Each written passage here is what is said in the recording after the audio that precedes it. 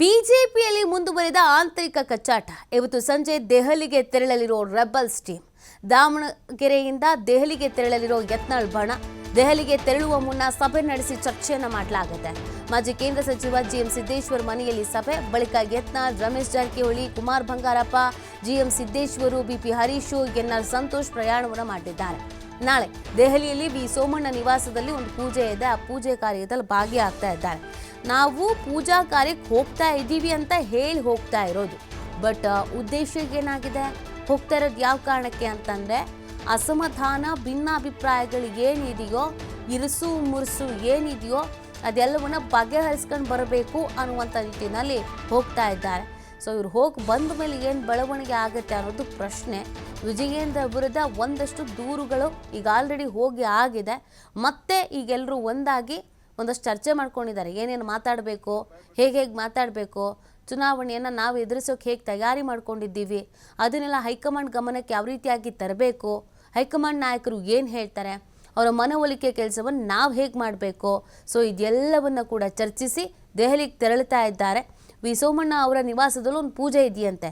ಈ ಪೂಜೆಗೆ ನಾವು ಹಾಜರಾಗ್ತಾ ಇರೋದು ಅಂತ ಹೇಳ್ತಾ ಇದ್ದಾರೆ. ಬಟ್ ಅಸಲಿ ಉದ್ದೇಶ ಏನು ಅಂತ ಹೇಳಿದ್ರೆ, ಏನು ಕಂಪ್ಲೇಂಟನ್ನು ಮಾಡಬಹುದು, ಇವ್ರ ಅಸಮಾಧಾನಗಳಿಗೆ ಏನಿದೆಯೋ ಅದನ್ನು ಹೈಕಮಾಂಡ್ ನಾಯಕರ ಮುಂದೆ ಹೇಳೋದು.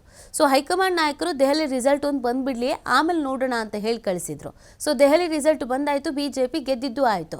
ಹೀಗಿರಬೇಕಾದ್ರೆ ಇದು ರೈಟ್ ಟೈಮ್. ಸೊ ಇದೇ ಸಂದರ್ಭದಲ್ಲಿ ನಾವು ಹೋಗೋಣ, ಮಾತಾಡೋಣ.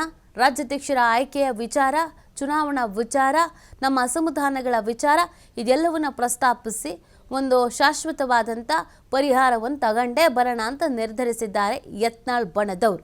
ಸೊ ಈ ಕಚ್ಚಾಟ, ಈ ಅಸಮಾಧಾನಗಳು ಯಾವಾಗ ಬಗೆಹರಿಯುತ್ತೆ ಅನ್ನೋದು ಪ್ರಶ್ನೆ. ಈಗ ಹೈಕಮಾಂಡ್ ಅಂಗಳಕ್ಕೆ ತಲುಪಿರುವಂಥ ಹಿನ್ನೆಲೆಯಲ್ಲಿ ಹೈಕಮಾಂಡ್ ಏನೆಲ್ಲ ನಿರ್ದೇಶನಗಳನ್ನು, ಸಂದೇಶಗಳನ್ನು ರವಾನೆ ಮಾಡುತ್ತೆ ಅನ್ನೋದು ಕೂಡ ಪ್ರಶ್ನೆ. ಯಾಕಂದರೆ ಈತ ವಿಜಯೇಂದ್ರ ಬಣದವರು ಕೂಡ ಈ ಪ್ರಯತ್ನದಲ್ಲೇ ಇದ್ದಾರೆ. ಈ ಬಗ್ಗೆ ಮತ್ತಷ್ಟು ಮಾಹಿತಿಯನ್ನು ನೀಡ್ತಾರೆ ನಮ್ಮ ಪ್ರತಿನಿಧಿ ರಾಕೇಶ್. ದೆಹಲಿ ರಿಸಲ್ಟ್ ಒಂದು ಬಂದ್ಬಿಡ್ಲಿ ಅಂತ ಹೈಕಮಾಂಡ್ ನಾಯಕರು ಹೇಳಿದರು. ಅದರಂತೆ ರಿಸಲ್ಟು ಅವ್ರ ಪರವಾಗೇ ಬಂದಿದೆ. ಇದರ ಬೆನ್ನಲ್ಲೇ ಈ ಆಂತರಿಕ ಕಚ್ಚಾಟಕ್ಕೆ ಬ್ರೇಕು ಬೀಳಬೇಕು ಅನ್ನೋದು ಬಹುದಿನಗಳ ಬೇಡಿಕೆ. ಅಸಮಾಧಾನಿತರು ಎಲ್ಲರೂ ಪೂಜೆ ನೆಪದಲ್ಲಿ ತೆರಳುತ್ತಾ ಇದ್ದಾರೆ. ಸೊ ಇವರ ಈ ವಿಸಿಟ್ ಎಷ್ಟು ಮಹತ್ವವನ್ನು ಪಡ್ಕೊಳ್ತಾ ಇದೆ, ಏನೇನು ಲೆಕ್ಕಾಚಾರ ಹಾಕೊಂಡಿದ್ದಾರೆ? ಬಿಜೆಪಿ ಬಡ ರಾಜಕಾರಣದ ಭಾಗವಾಗಿ ಈಗ ನಡೀತಿರುವಂತಹ ಪಕ್ಷದೊಳಗಿನ ಭಿನ್ನಾಭಿಪ್ರಾಯವನ್ನು ಶಮನಗೊಳಿಸುವ ಪ್ರಯತ್ನ ನಡೀತಾ ಇದೆ. ವರಿಷ್ಠರು ಅದಕ್ಕೆ ಆಗಾಗ ಸಂದೇಶಗಳನ್ನು ನೀಡುತ್ತಾ ಇದ್ದಾರೆ. ಆದರೆ ಅದನ್ನು ಮೀರಿದಂತೆ ಕೆಲವು ಬಾರಿ ಬಣದ ನಾಯಕರುಗಳು ತಮ್ಮ ಅಭಿಪ್ರಾಯಗಳನ್ನು ಹೊರಹಾಕುವ ಮುಖಾಂತರ ವಿಚಾರವನ್ನ ಮತ್ತೆ ಹಾಗೆ ಬಿಸಿಯನ್ನ ಕಾಯ್ದಿಟ್ಟುಕೊಳ್ಳುವ ಪ್ರಕ್ರಿಯೆಯನ್ನ ಮಾಡಿಸಿದ್ದಾರೆ. ಮೊನ್ನೆ ಅಷ್ಟೇ ವರಿಷ್ಠ ನಾಯಕರ ಭೇಟಿಗೆ ತೆರಳಿದಂತಹ ಭಿನ್ನರ ಬಣ ಕೆಲವೊಂದಷ್ಟು ನಾಯಕರನ್ನ ಭೇಟಿಯಾಗಿ ಮತ್ತೆ ವಾಪಸ್ಸಾಗಿತ್ತು.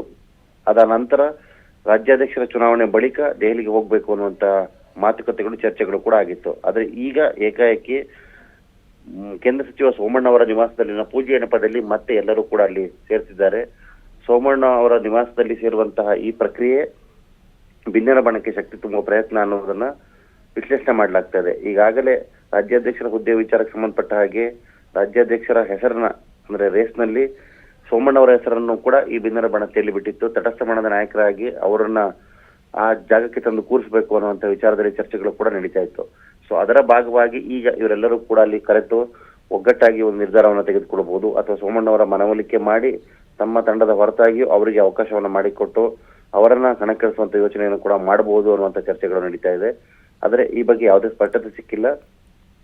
ಒಳಗಿನ ಮಾಹಿತಿಯ ಪ್ರಕಾರ ಸೋಮಣ್ಣ ಅವರ ಜೊತೆ ಮಾತುಕತೆಯನ್ನ ಮಾಡಿ ಸಮಸ್ಯೆ ಬಗೆಹರಿಸುವ ನಿಟ್ಟಿನಲ್ಲಿ ಮತ್ತೋರ್ವ ಕೇಂದ್ರ ಸಚಿವ ಪ್ರಹ್ಲಾದ್ ಜೋಶಿ ಅವರ ಜೊತೆ ಕೂಡ ಮಾತುಕತೆಯನ್ನ ಮಾಡಿಕೊಂಡು ಮುಂದಿನ ಹಂತದ ಹೋರಾಟ ಮತ್ತು ಕಾರ್ಯತಂತ್ರವನ್ನು ರೂಪಿಸುವ ಭಾಗವಾಗಿ ಅವರು ದೆಹಲಿಗೆ ತೆರಳುತ್ತಿದ್ದಾರೆ ಅನ್ನುವಂಥದ್ದು ನೀತಿ. ಓಕೆ, ಥ್ಯಾಂಕ್ ಯು ರಾಕೇಶ್, ತಮ್ಮ ಡೀಟೇಲ್ಸ್ಗಾಗಿ.